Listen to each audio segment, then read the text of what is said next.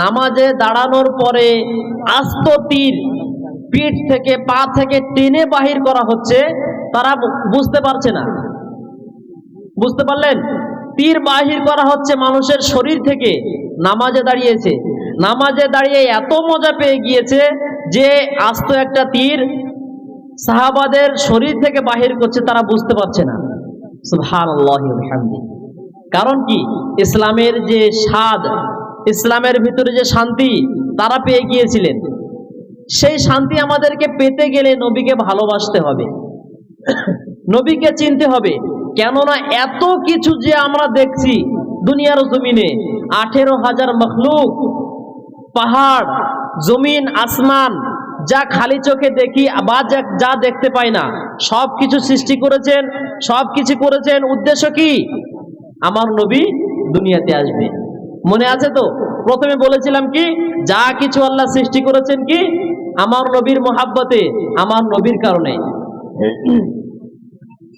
বেলাল রাদিয়াল্লাহু তাআলা আনহু এমন একজন সাহাবা ছিলেন। বেলাল রাদিয়াল্লাহু তাআলা আনহু এক সময় রাতের অন্ধকারে জাতা দিয়ে গম পেশাই করছেন।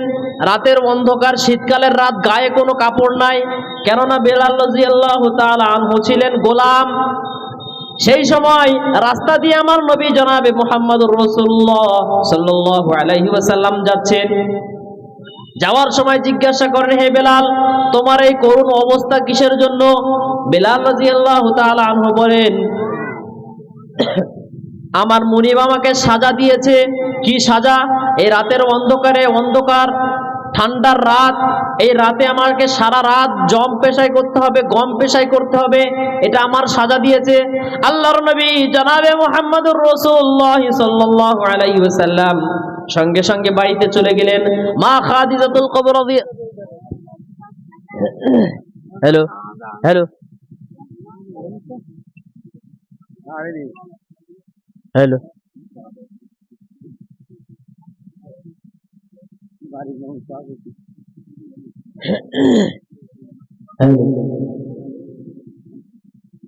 মা খাদিজাতুল কুবরা রাদিয়াল্লাহু তাআলা আনহুর বাড়িতে যাওয়ার পরে আল্লাহর নবী বলেন, ও খাদিজা, তোমার ঘরে কি কোনো খাদ্য আছে নাকি? মা খাদিজাতুল কুবরা রাদিয়াল্লাহু তাআলা আনহু বলেন, আমার ঘরের ভিতরে একটুখানি দুধ আছে। আল্লাহর নবী বলেন, খাদিজা, আর দেরি করো না, আমার একজন উম্মত বড় কষ্টে আছে, তুমি ওই দুধখানা গরম করে দাও। দুধ গরম করে নেওয়ার সঙ্গে সঙ্গে বেলাল রাদিয়াল্লাহু তাআলা আনহুর কাছে চলে গেলেন। যাওয়ার পরে বেলালকে দুধ পান করালেন। দুধ পান করানোর পরে আল্লাহর নবী নিজের গায়ের চাদর বেলালকে পরিধান করে দিলেন। বেলালকে পরিধান করে দেওয়ার সঙ্গে সঙ্গে আল্লাহর নবী বললেন, বেলাল, তুমি গিয়ে বিশ্রাম করো, আর আমি তোমার ভাগের যে কাজটা আছে সেই কাজটা করে দিচ্ছি। বেলাল রাদিয়াল্লাহু তাআলা আনহু বলেন, আল্লাহর নবী সারা রাত গব পেশাই করলেন, জব পেশাই করলেন। সকালবেলা আমি হাত ধরে নিলাম। এই আইয়ামে জাহিলিয়াতের যুগ, যে যুগে মানুষ একেবারে বিশৃঙ্খলা হয়ে গেছে, সেই যুগে তুমি কে? তুমি এমন কোন মানুষ রাতের অন্ধকারে সারা রাত আমার ভাগের কাজ করে দিয়েছো? বেলাল রাদিয়াল্লাহু তাআলা হাত ধরেছেন আল্লাহর নবীর, আপনি কে যে আমার ভাগের কাজ করে দিলেন, আমাকে দুধ পান করালেন, আমাকে আরামের ঘুম পাড়ালেন, আপনি কে? আল্লাহর নবী বললেন, আমি হলাম শেষ জামানার নবী, আর আমি একটা পয়গাম নিয়ে এসেছি, একটা বার্তা নিয়ে এসেছি, একটা মেসেজ নিয়ে এসেছি। সেই মেসেজটা হলো কি, লা ইলাহা ইল্লাল্লাহ, আল্লাহ ছাড়া কোনো মাবুদ নাই, আল্লাহ ছাড়া কোনো প্রভু নাই। যখন এই কথা বললেন, বেলাল রাদিয়াল্লাহু তাআলা আনহু এক দেখাতে সঙ্গে সঙ্গে হাতে হাত দিয়ে মুসলমান হয়ে গেলেন।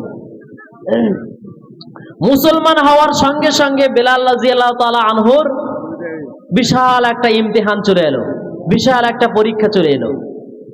বেলাল রাদিয়াল্লাহু তাআলা আনহু রাতের অন্ধকারে কোরআন শিখতে যেতেন আল্লাহর নবীর কাছে। বেলালের মুনিব যখন জানতে পারলো বেলাল রাদিয়াল্লাহু তাআলা আনহু রাতের অন্ধকারে কোরআন শিখতে যায়, বেলাল রাদিয়াল্লাহু তাআলা আনহুকে অত্যাচার করা হতো। কেমন ভাবে অত্যাচার করা হতো?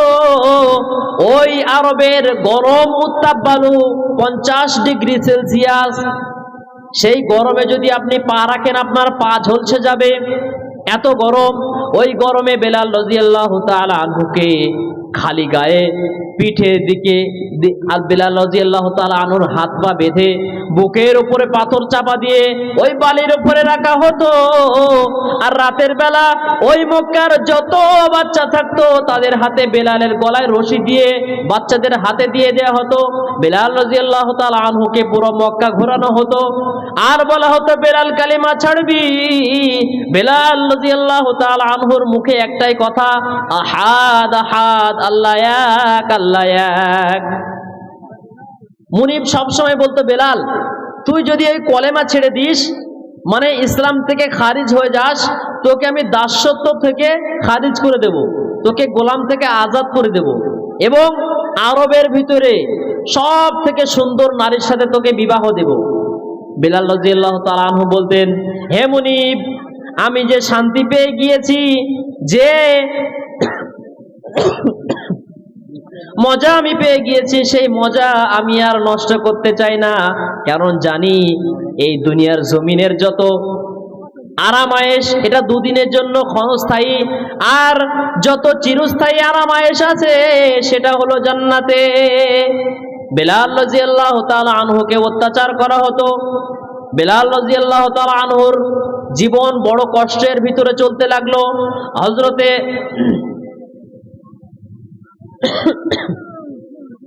আল্লাহর নবীর এক সাহাবা আবু বকর রাদিয়াল্লাহু তাআলা আনহু আল্লাহর নবীর কাছে আসেন, হে আল্লাহর নবী, আপনি যদি অনুমতি দেন ওই বেলাল রাদিয়াল্লাহু তাআলা আনহুকে গোলামের ওই মায়াজাল থেকে ছাড়িয়ে নিয়ে আসব।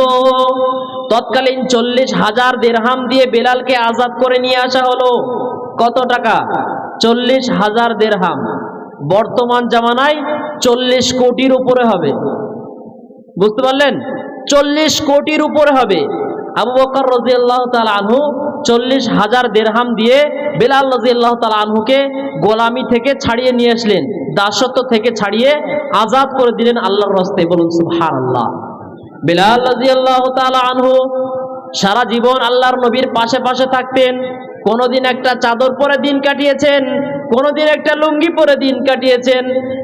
তারপরে আল্লাহর শুকরিয়া আদায় করতেন। বেলাল রাদিয়াল্লাহু তাআলা আনহু নবীকে এত মুহাব্বত করতেন, সে মুহাব্বত ছিল অন্তরের অন্তঃস্থল থেকে, অন্তরের গভীর থেকে। আল্লাহর নবী জনাবে মুহাম্মদুর রাসূলুল্লাহ সাল্লাল্লাহু আলাইহি ওয়াসাল্লামের ইন্তেকালের সময় হয়ে গেল। আল্লাহর নবী ইন্তেকাল করলেন। ইন্তেকালের পরে সমস্ত সাহাবা কেঁদে কেঁদে পাগল হয়ে যায়। মক্কার ভিতরে একটা বিশাল একটা করুণ ব্যাপার।